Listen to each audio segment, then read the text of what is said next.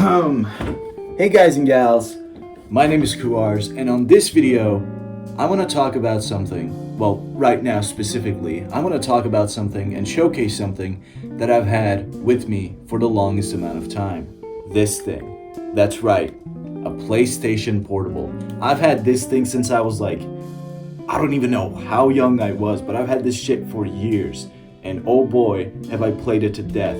Speaking of other things I've played, I've also played a lot of PlayStation 1 back in my day. Yeah, that's right. I'm pretty young compared to some other people, especially on this platform making game reviews and shit. But I was born old enough to experience the PlayStation 1. Granted, it was like at the end of its life cycle and it was a pass down from my dad, but still, I experienced it. But I will have to admit, my backlog of PlayStation 1 games that I've played, not a lot, okay? I mostly played Tekken 2 and Tekken 1 and the Teletubbies game for PlayStation. Why was that even a thing? I don't know, but those were the games that I mostly played, and that was kind of it. Other than that, it was mostly the PlayStation 2 that I fell in love with PlayStation. Yeah, I'm a big PlayStation guy. You guys might be able to realize from everything I just said, even though right now, my current console is an Xbox. Just ignore that. Anyway, back to my PSP. Let's take a closer look on this thing, shall we? That is like the corniest fucking thing I said. Whatever, dude. Alright, here we are on my desk, and here is my PSP. Now, don't let it fool you from the outside, because even though I don't have any aesthetic mods on this thing like you see on Pinterest, this thing is modded to the teeth. Check this shit out. The second I open it, you guys are going to be able to see. Fuck, it didn't open, sorry. Check that out. You guys can't see it exactly because the camera's not focusing really, but I have a custom theme on this thing, and on top of that, the topic of this video, PlayStation 1 games. That's right, you guys can't see shit, can you? Did you know that you can actually turn PlayStation 1 games into PSP games, as long as they're compatible with the D-pad controller of the PlayStation 1? That's right.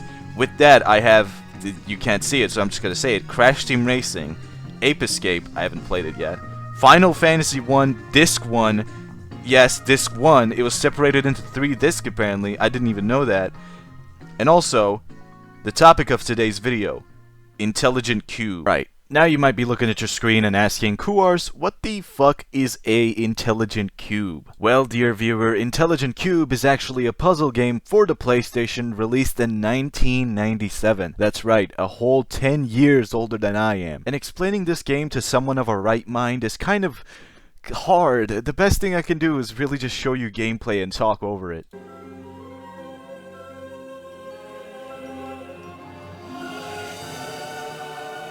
Oh, so that's why it's called Intelligent Qube. Like with a Q.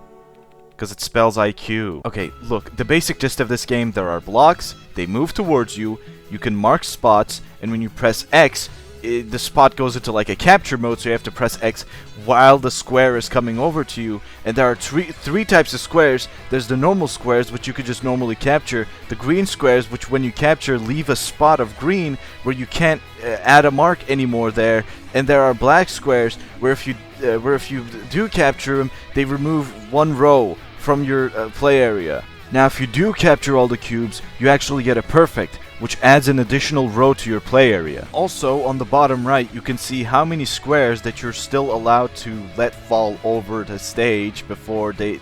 If any cubes fall that aren't one of the black cubes, they count to this counter. And if this counter goes over 3, then you lose a row. Also, let me not forget this, if you get squished by the blocks, you also lose a row. But hey, at least the block counter, whatever the fuck this thing is called, goes down by 1, so that's cool. And yeah, those are pretty much the basic rules of Intelligent Qube. After you play enough to get pushed off, well, that's it.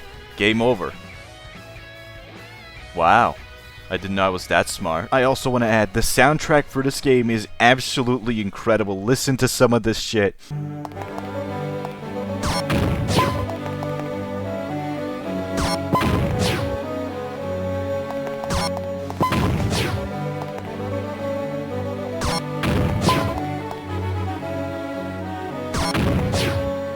Like, This shit goes so hard for no reason. This is just like a simple freaking puzzle game. This is all you do. This is all the gameplay. There's no story. There's no nothing. Like, this is it. And fuck, it's cool. So yeah, in conclusion, game is pretty good. Thumbs up. I like it.